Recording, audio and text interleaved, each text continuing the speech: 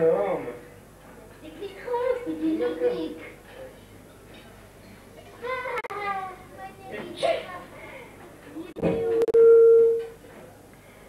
מה אני אגיד לך? זה נורא נחמד. אחרי הארוחה של...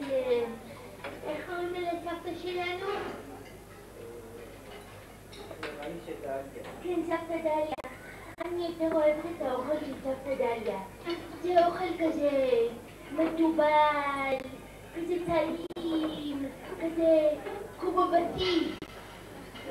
קוראים לזה אוכל עראקי. עראקי. אז אנחנו מתפוצת העיראקים? גם. ואנחנו גם אשכנזים. כן. טוב, שיהיה לך ברור? יתרה מזאת, רמנים. רמנים. אוללה, לה לה לה לה לה. טוב, שיהיה לך ברור שאני מתכננת לצאת קודם. מה פתאום, אני יוצא קודם. אדוני היקר, ladies first, dogs after. כן, אבל אני יותר חזק.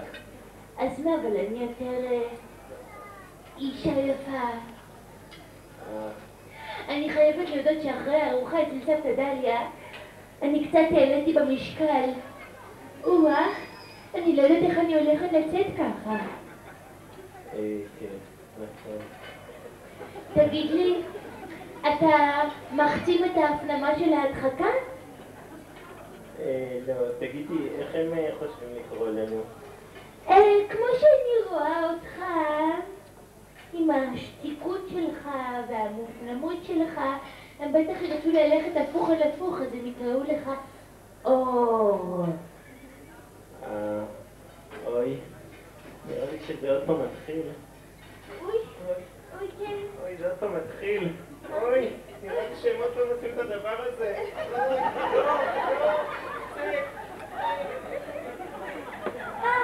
אמרו לנו שבחודשים המתקדמים זה מפסיק. שמעתי שבסוף גם יש דבר כזה, קוראים לו רכבת הרים. מה אני אומר לך? בטח מצפים לנו חיים מעניינים, מרתקים וטעימים. טוב, אני כבר יכולה לומר לך מה העתיד שלי.